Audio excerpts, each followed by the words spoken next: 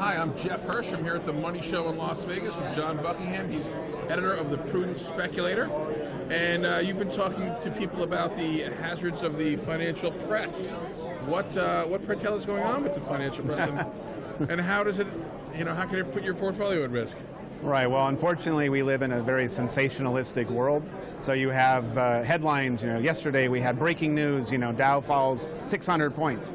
And that was from CNN. Right. And today the market has rallied significantly, and so you'll have breaking news again. So if you're an investor, you get bombarded with this stimuli, and of course your natural tendency is, I got to do something about it, right? I got to buy, I got to sell. Well, inevitably, the media is going to be telling you to sell after we've gone down, yes, telling you to buy after you've gone up.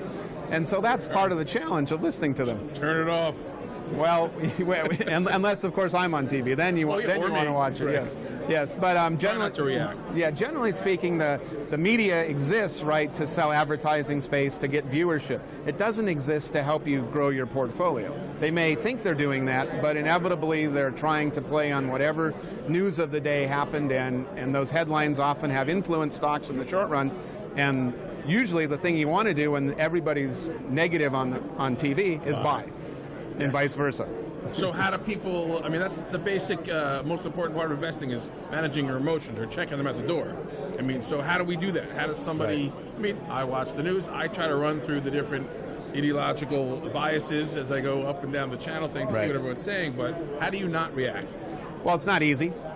You want to stay on an even keel, but the way we do it at the Prudent Speculator is we try to focus on the data.